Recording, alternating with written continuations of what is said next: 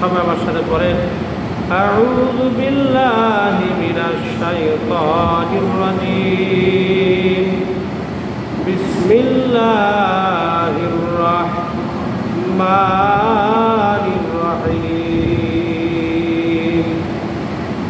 ইযা জাআ নাসরুল্লাহি ওয়াল ফাth ورأيت الناس يدخلون في دين الله أفواجا فسبح بحمد ربك واستغفره إنه كان توابا صدق الله মাওলার আযীম। মহান আল্লাহ তাআলার দরবারে লাখ কোটি শুকরিয়া যে মহান আল্লাহ রাব্বুল আলামিন আমাদেরকে সালাতুল জুমার নামাজ আদায়ের উদ্দেশ্যে আল্লাহ তাআলার ঘরে আসার তৌফিক ইনায়েত করলেন। আমরা খুশি না বেজার? খুশি। এই খুশিতে মাবুদের শুকরিয়া আদায় করি, সকলেই বলি আলহামদুলিল্লাহ। আলহামদুলিল্লাহ।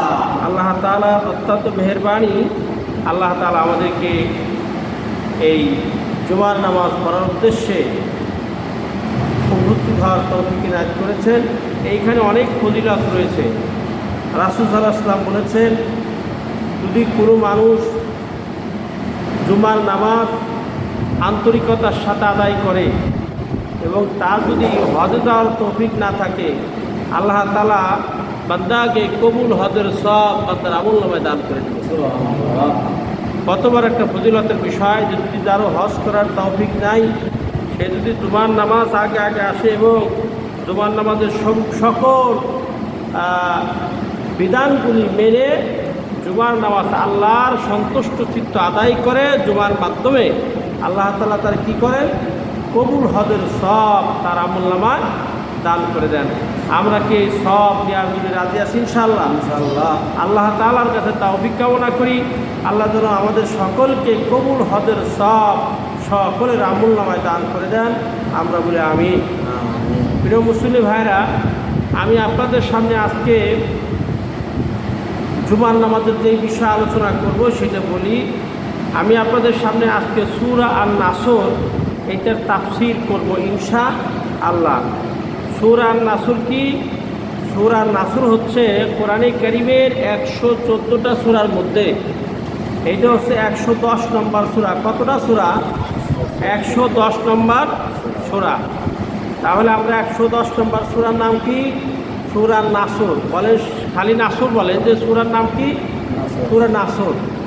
এইরকম আল্লাহ তাআলা 110তম সূরা সূরা নাসর অত্যন্ত তাৎপর্যপূর্ণ এবং এই সূরাটা আয়াত সংখ্যা 3 অবতীর্ণ হয়েছে মদিনা মুনাওয়ারা এবং রুকুর সংখ্যা 1। আমরা যে সকলে আমার সাথে পড়েন বিসমিল্লাহির রহমানির রহিম। আলহামদুলিল্লাহ, যারা আমার সাথে এই বিসমিল্লাহির রহমানির রহিম পড়লেন সকলের আমলনামায় ফেরেশতারা 190 নেকি দিয়ে দিয়েছেন। সুবহানাল্লাহ। কত নেকি দিয়েছেন? 190 নেকি আমলনামায় দিয়ে দিয়েছেন। শুকরিয়া তার মাবুদের দরবারে। আল্লাহ তাআলা বলছেন এই সূরার ভিতরে একটা তাফসীর দাস করতে হলে প্রথমে বিশুদ্ধ তেলাওয়াত করতে হয় এবং তার অর্থ জানতে হয় এবং নামকরণ কী কারণে এই সূরার নামকরণ করা হয়েছে, শানে নজর কোন প্রেক্ষাপটে সূরাটা নাজিল হয়েছে এবং এই সূরার থেকে শিক্ষণীয় বিষয় কী, এই বিষয়গুলি বিশেষ করে লক্ষ্য রাখা প্রয়োজন।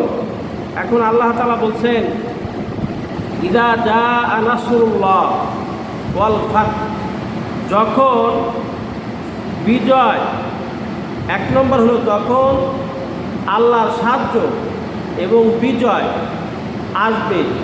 ইদা, যখন জাআ আসবে, রাসূলুল্লাহ আল্লাহ তাআলার সাহায্য, ওয়াল ফাth এবং বিজয়। আল্লাহর সাহায্য আসবে, আল্লাহর সাহায্য আসবে বিজয় অবধারিত। আল্লাহ যখন সাহায্য করবে তখন বিজয় হবে না? তাহলে যখন আল্লাহর সাহায্য এবং বিজয় আসবে তখন আল্লাহ তাআলা রাসূল সাল্লাল্লাহু আলাইহি ওয়াসাল্লামকে বলেছেন, ওয়ারাআইতান নাসা ইয়াদখুলুনা ফি দীনিল্লাহি আফওয়াজা। আপনি লোকদেরকে দেখবেন, তারা ওয়ারাআইতান নাস, আপনি মানুষগুলোকে দেখবেন, ইয়াদখুলুনা, তারা প্রবেশ করিতেছে, ফি দীনিল্লাহ, আল্লাহর দ্বীনে, আফওয়াজান, গোত্রবদ্ধ হয়ে দলে দল ইসলামের দিকে লোক অগ্রসর হচ্ছে। সুবহানাল্লাহ। এটা আপনি দেখতে পাবেন যে ইসলামের ভিতরে মানুষ দলে দলে প্রবেশ করিতেছে। এখন দলে দলে যখন আপনি কমপ্লিটলি একটা ইসলামিক রাষ্ট্র কায়েম করলেন, এখন কি আপনি আনন্দ মিছিল করবেন? আল্লাহ তাআলা বলেছেন, ফাসাব্বিহ, অতঃপর তোমার কাজ হলো তুমি ফাসাব্বিহ, তাসবিহ পাঠ করো। কার?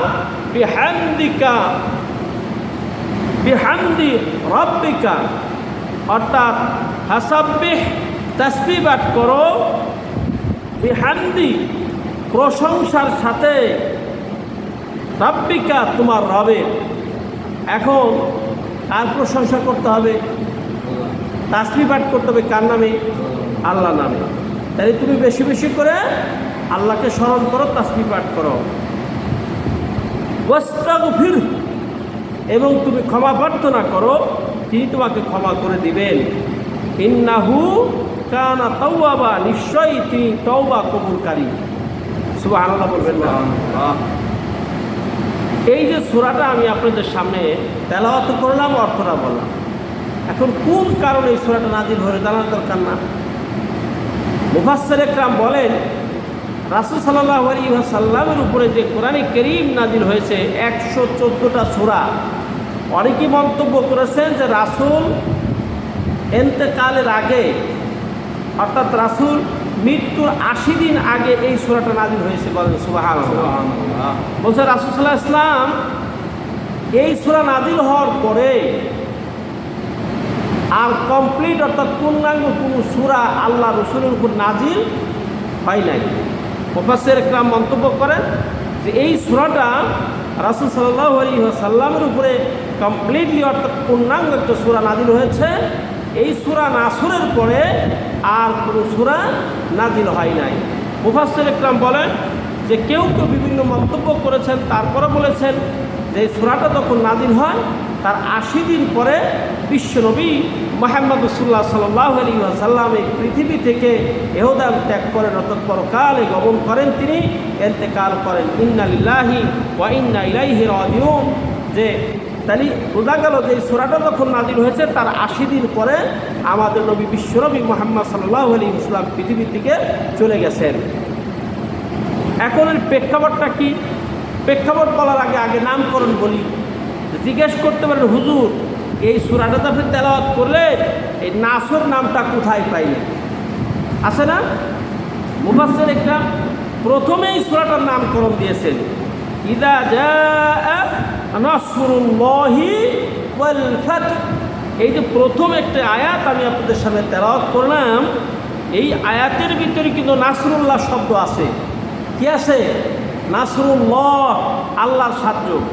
এই প্রথম আয়াত থেকে যে শব্দটা আছে নাসরুল, এই শব্দ থেকে মুফাসসির کرام সূরা আন-নাসরের নামকরণ করেছে সূরা আন-নাসর। কি নাম? সূরা নাসর, অর্থাৎ সাহায্যের সূরা। আল্লাহ তাআলার পক্ষ থেকে আল্লাহ কি করবেন? সাহায্য করবেন, বিজয় দিবেন, এরপর ইসলাম কমপ্লিটলি কায়েম হয়ে যাবে। কল সুবহানাল্লাহ। এই সূরা নামকরণ বললাম, এখন কোথায় নাযিল হয়েছে সেটা বলি। মুফাসসির کرام বিভিন্ন মতান্তর তৈরি করেছেন। তার মধ্যে অধিকাংশ মুফাসসির کرام বলেছেন এই সূরাটা মদিনা শরীফে নাযিল হয়েছে। মাদানী সূরা এটা বিভিন্ন ব্যাখ্যা বিশ্লেষণ করে দেখা গেল এই সূরাটা কি সূরা? মাদানী সূরা। অর্থাৎ কিছু সূরা মাক্কি সূরা আর কিছু সূরা কি সূরা? মাদানী সূরা। সূরা নাসরটা হচ্ছে অধিকাংশ মুফাসসির کرام এটা মন্তব্য করেছেন এটা হচ্ছে মাদানী সূরা। কি সূরা? মাদানী সূরা। অর্থাৎ রাসূল সাল্লাল্লাহু আলাইহি ওয়াসাল্লাম যখন এই সূরাটা নাযিল হয় তিনি কোথায় ছিলেন বলেন তো, কে পারেন? রাসূল সাল্লাম আইয়ামে তাশরিক অর্থাৎ মিনায়, হাজী সাহেবরা মিনায় অবস্থান করে না, আইয়ামে তাশরিক অর্থাৎ ওই মধ্যবর্তী স্থানে যখন থাকা অবস্থায় এই সূরাটা নাজিল হয়। এবং রাসূল সাল্লাল্লাহু আলাইহি ওয়াসাল্লাম তখন কি বসা ছিল না দাঁড়ানো ছিল? মুফাসসির ইকরাম লেখেন যে হুজুর সাল্লাল্লাহু আলাইহি ওয়াসাল্লাম তখন উটের উপরে ছিলেন। কোথায়?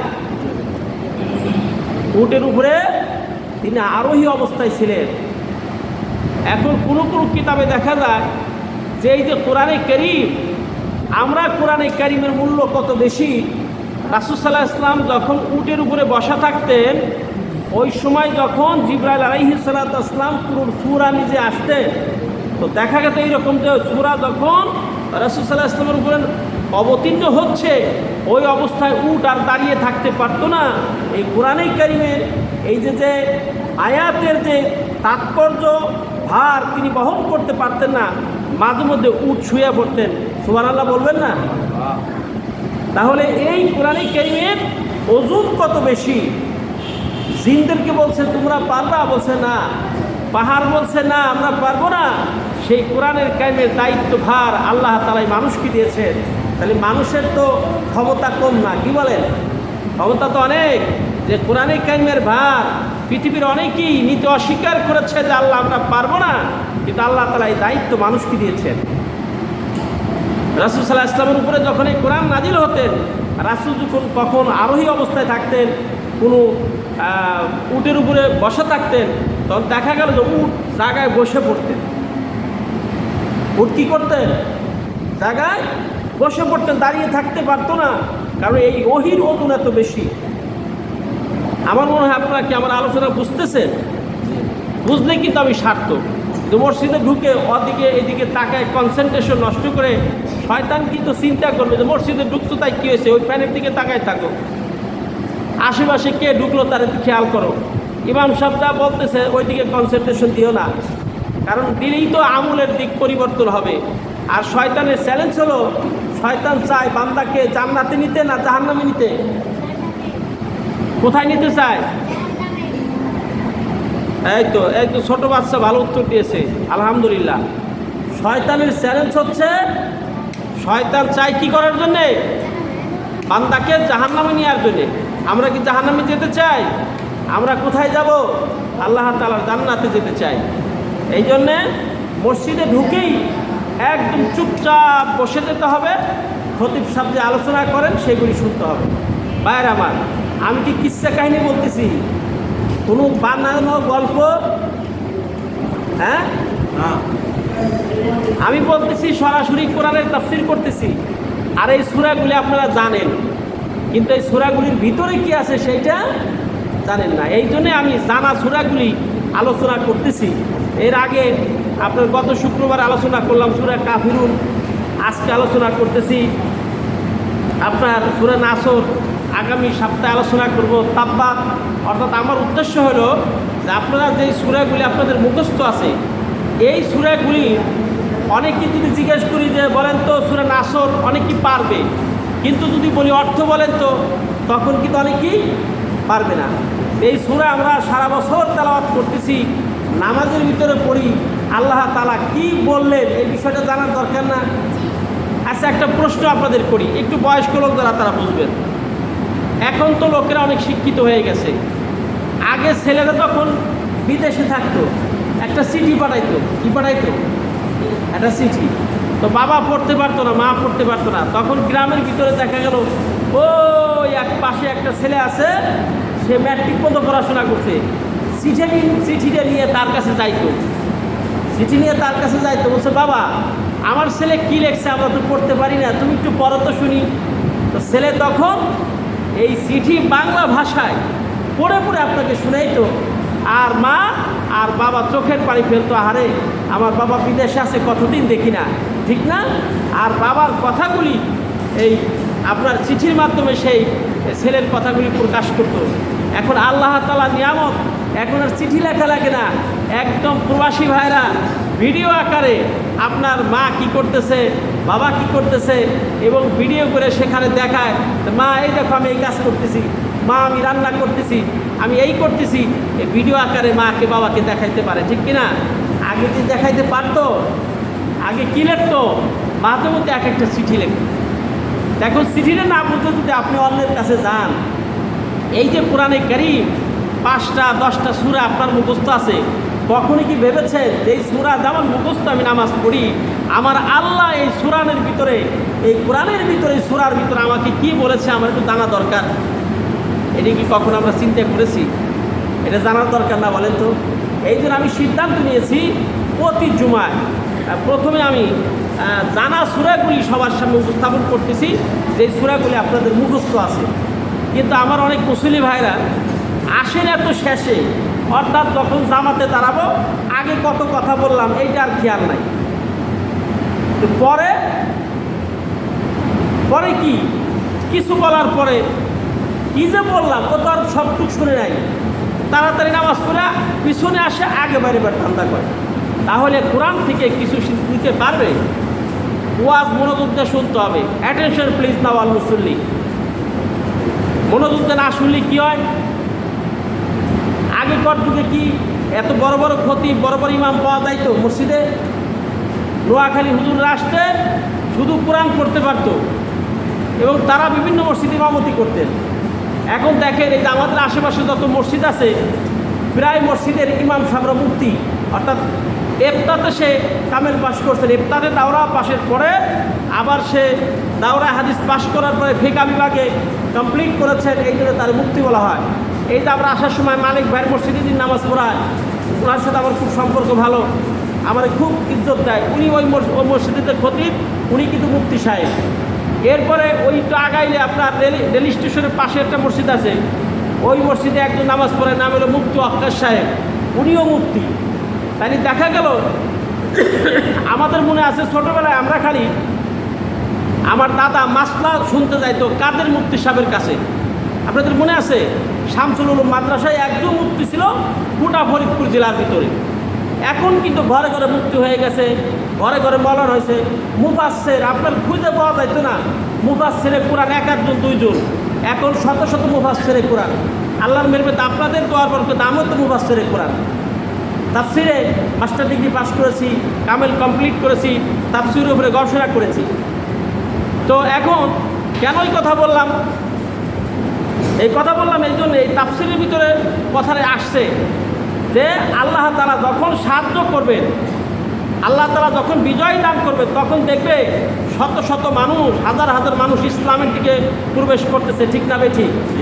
সর্বপ্রথম রাসূল পাক সাল্লাল্লাহু আলাইহি ওয়াসাল্লাম একজনকে দাওয়াত দিয়েছিলেন, তার নাম কি? তার স্ত্রী হযরত খাদিজা রাদিয়াল্লাহু তাআলা আনহাকে তিনি দাওয়াত দিয়েছিলেন, তিনি ইসলাম গ্রহণ করেছিলেন। পরবর্তীতে সেই ইসলাম আল্লাহ তাআলা তার কুদরতে সারা বিশ্বব্যাপী এই কোরআনের আওয়াজ পৌঁছে দিয়েছে কিনা বলেন? সুবহানাল্লাহ বলবেন না? তাহলে এখন দেখেন মসজিদের অভাব নাই, মুসল্লির অভাব নাই, আপনার আলেমদের অভাব নাই, অনেক আলেম হয়ে গেছে। এটা আমরা আল্লাহ শুকরিয়া আদায় করবো না? আলহামদুলিল্লাহ বলবো না? এই ইসলাম ঠেকানোর জন্য অনেক ষড়যন্ত্র, পরিকল্পনা, অনেক কিছু করা হয়েছে, কিন্তু ইসলাম বিদ্বেষী শক্তি তারা কিন্তু এই কোরআনের আওয়াজকে বন্ধ করতে পারে নাই। সেই আল্লাহ রসুলের মেসেজ আর এই কোরআনের দাওয়াত সারা বিশ্বব্যাপী, আমাদের এই মসজিদে শুধু নয়, আজকের এই জুমার নামাজে সারা বিশ্বব্যাপী এই জুমার নামাজে এই রাসূল সাল্লাল্লাহু আলাইহি ওয়াসাল্লাম সম্পর্কে, আল্লাহ সম্পর্কে, ইসলাম সম্পর্কে আলোচনা পেশ করা হচ্ছে। ঠিক না বেঠিক? কিরে ভাইয়েরা, ওয়াজ বুঝেন নাই? ঠিক না বেঠিক? আলহামদুলিল্লাহ, ওয়াজ বুঝতে হবে। আমি এটা কোরআন হাদিস না, উপমা দিচ্ছি বোঝার জন্য, ভালো করে খেয়াল করুন। এক এলাকায় ইমাম সাহেব বছরে একবার আসতেন, আইসে কিছু মানে সে দিনের একজন দায়ী, সে অত লেখাপড়া জানতো না, কিন্তু কিছু ওয়াজ নসিহত করতেন। মিয়া সাহেবরা শোনো, আমি তো মাঝে মধ্যে আসি, তোমরা আমার অনেক খেদমত করো, হাদিয়া তওবা দাও, তোমাদের কিছু নসিহত করা দরকার। তা ভালো করে খেয়াল করো যে সামনে রমজান আসতেছে, এই রমজানের জন্য তোমাদের কিন্তু প্রস্তুতি নিতে হবে। মানে উনি যদি বুঝাই দিতেন যে রমজান মাস আসতেছে, এর জন্য তোমাদের একটা প্রিপারেশন লাগবে, তোমরা সকাল থেকে সন্ধ্যা পর্যন্ত না খেয়ে থাকবে এবং এই ব্যাপারে তোমরা খুব যত্নশীল হবে, আল্লাহ সন্তুষ্ট অর্জন করবে। তো এত কিছু ব্যাখ্যা বিশ্লেষণ না বলে উনি খালি বলেছেন সামনে রমজান আসতেছে, তোমরা প্রস্তুতি নিয়ে থাকবে। এখন মুসল্লিরা বলছে যে হুজুর তো বললো অমুক দিন চাঁদ উঠবে, তারপরে আপনার রেডি থাকতে বলছে, তাই চলো ঢাল সরকি যা ছিল বল্লম রামদা কুড়াল খুন্তা সব নিয়ে মুসল্লিরা নদীর কাছে দাঁড়িয়ে গেছে, নদীর পাড় দিয়ে দাঁড়িয়ে গেছে। ওই যে হুজুর বললো অমুক দিন চাঁদ উঠবে, দেখ চাঁদ উঠতেছে, এখন দেখ রমজান কোন দিক দিয়ে আসে। তা সবাই তাকায় আছে। কিছুক্ষণ পরে দেখা গেল একটা বড় হাতি নদী পার হয়ে আসতেছে।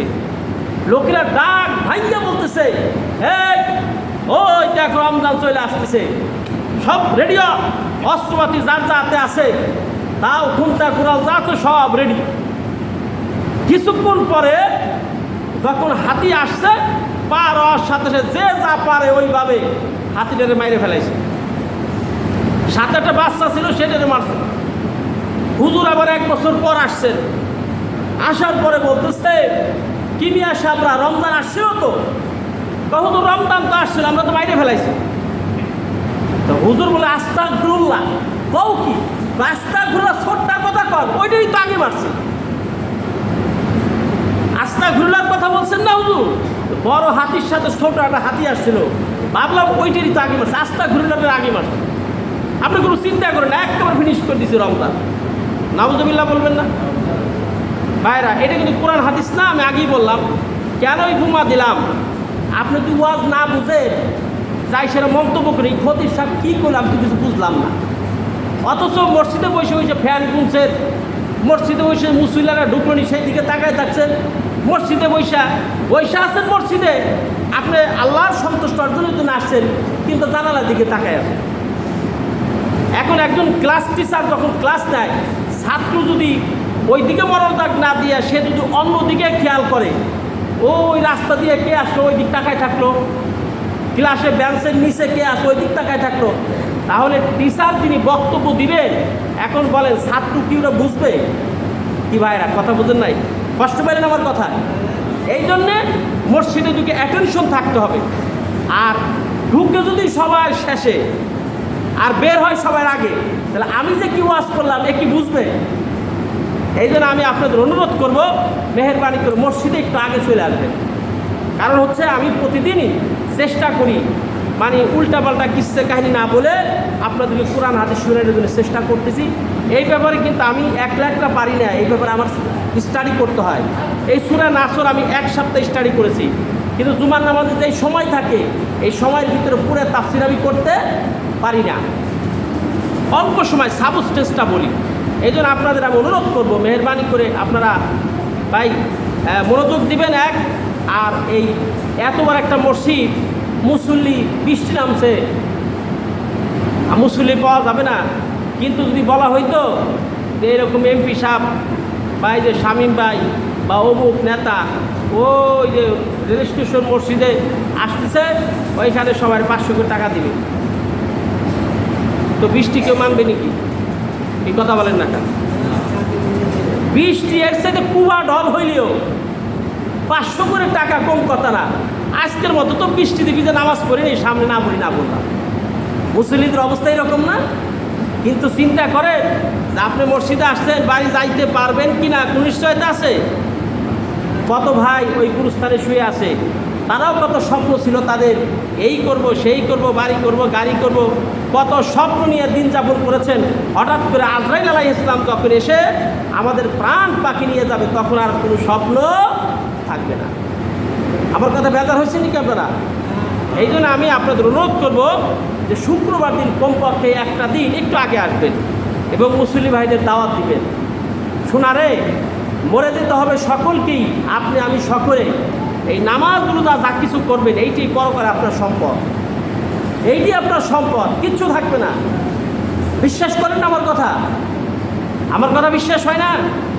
যাদের মা মারা গেছে, একদিন এই আপনার ঘরের পাশে তিনি মারা আছে, আবার কবর তার, জিজ্ঞেস করেন তো মা কেমন আছে, জিজ্ঞেস করতে পারবেন?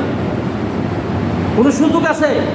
আপনি যখন মারা যাবেন তখন দেখবেন আপনার ছেলেরাও আপনার খোঁজ খবর নেবে না। আমি মাশাআল্লাহ এই এলাকার জন্য দোয়া করি।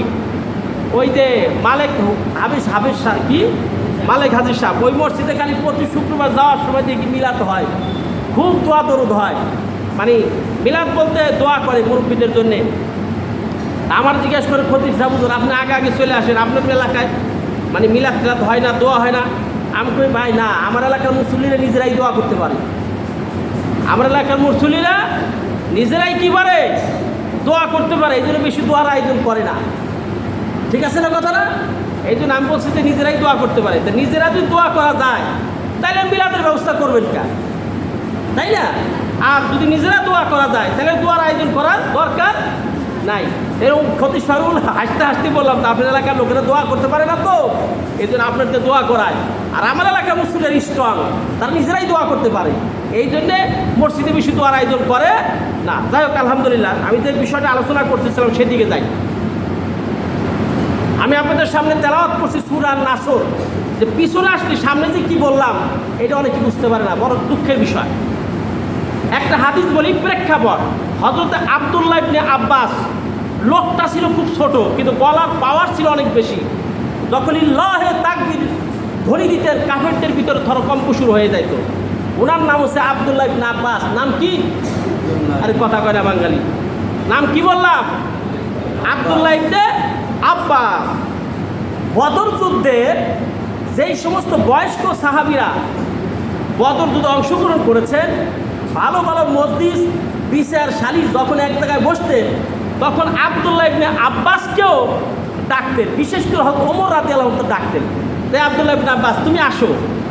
এখন অনেকেই বলে যে আব্দুল্লাহ ইবনে আব্বাসরে যে আমাদের লাইনে বসাও, ওই ধরনের বয়সের ছেলেই তো আছে আমার।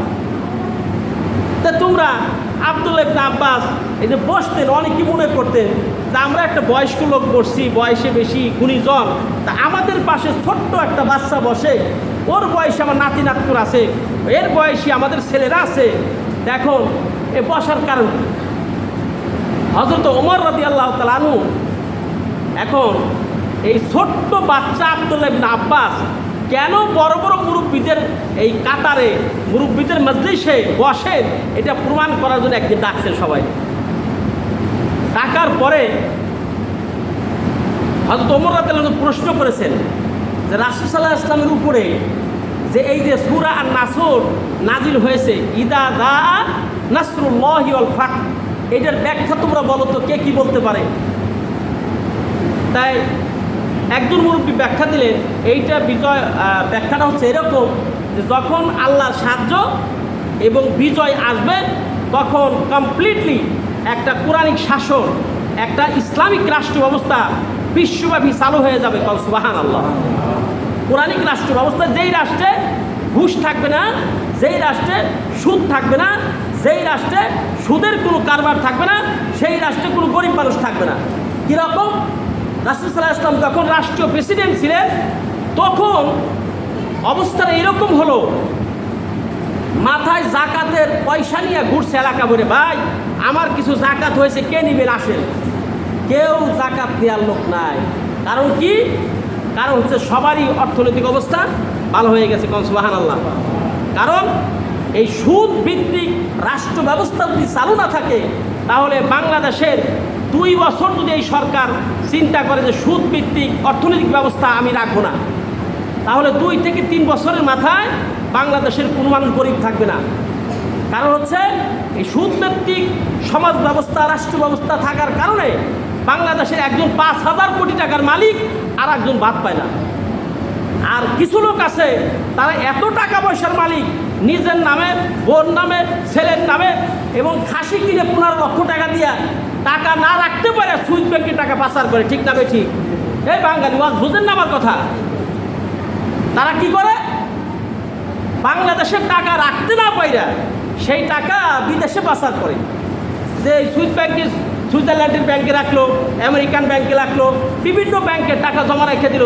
বাংলাদেশে যদি টাকা থাকে আবার দুদক ধরতে পারে, রাষ্ট্রীয় ব্যবস্থা তাকে ধরতে পারে, ওই মিয়া তুমি বেতন পাও 3500 টাকা, অথচ তুমি একটা ড্রাইভার, 1000 কোটি টাকার মালিক, এই টাকা কোথার থেকে আসলো? এই প্রশ্ন সরকার করতে পারে কিনা? এই অধিকার সরকারের রাষ্ট্র ব্যবস্থা নাই। এখন এই অধিকার ওরা চিন্তা করে যে আমি 3500 টাকা বেতন পাই, ড্রাইভার, আমি 1000 কোটি টাকার মালিক, এই জন্য এই টাকাটা সেভ করার জন্য উনি আবার কি করেন? বিদেশে পাচার করেন। কিন্তু সুদ ভিত্তিক যদি রাষ্ট্র ব্যবস্থা না থাকে, ঘুষের ব্যবস্থা যদি রাষ্ট্রে না থাকে, তাহলে একজন মানুষও এরকম ইসলামিক রাষ্ট্র ব্যবস্থা থাকলে একটা মানুষও গরিব থাকবে না। আমার কথা বোঝাইতে পারছি? একটা মানুষও গরিব থাকবে না।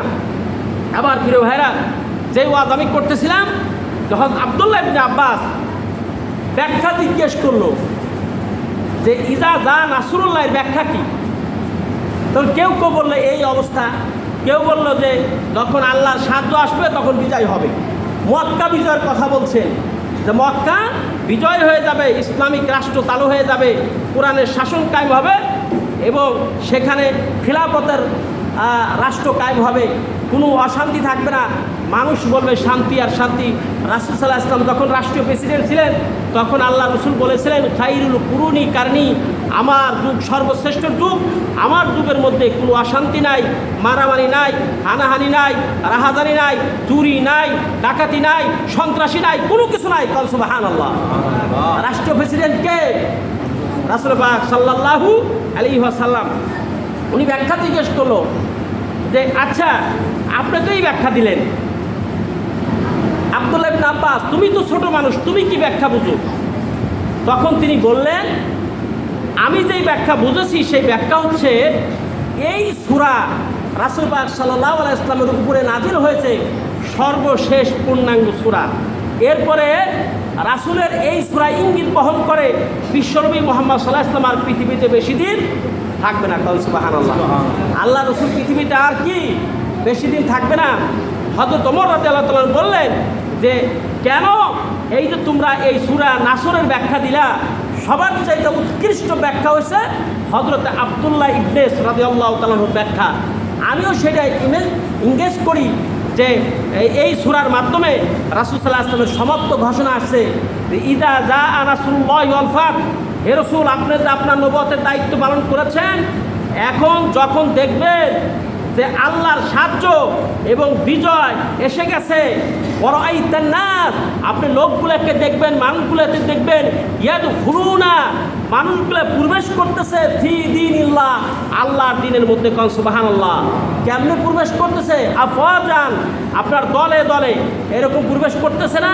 আমেরিকায় খবর নেন, আমেরিকা 30 লক্ষের উপরে মুসলমান বর্তমানে বসবাস করতেছে। কোন সুবহানাল্লাহ। আগে তো একজন মুসলমান ছিল না। আপনার ব্রিটিশে মানুষ মুসলমান হচ্ছে, লন্ডনে মুসলমান হচ্ছে। কিভাবে হচ্ছে জানেন? আপনারা তো খবর রাখেন না ভাইরা।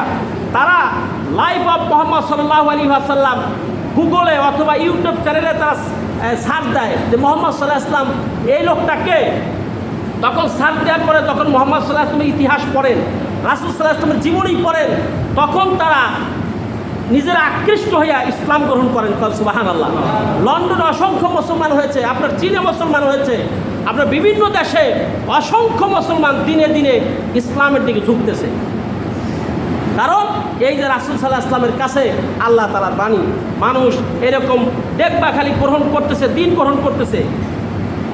এরপরে ফাসাব্বিহ বিহামদি রাব্বিকা ওয়াস্তাগফির। আমাদের সমাজে যদি একদম ভালো লিডার হয়, একটা এমপি হয়, মন্ত্রী হয়, যেই হোক, সফল রাজনৈতিকবিদ হয়, তাহলে সে কি করে? আনন্দ মিছিল করে, জন্মদিন পালন করে, করে না? আর রাসূল সাল্লাল্লাহু আলাইহি ওয়াসাল্লাম হচ্ছে একজন সর্বশ্রেষ্ঠ রাষ্ট্রনায়ক, একজন নবী। তিনি যখন ইসলামের মাধ্যমে দ্বীনের দাওয়াত দিলেন, তখন আল্লাহ তাআলা তার রং ছিটাইতে বলে নাই। আল্লাহ তাআলা তারে খেজুর বিলাই করে এরকম মিছিল করতে পারে নাই, তাজিয়া মিছিল করতে পারে নাই।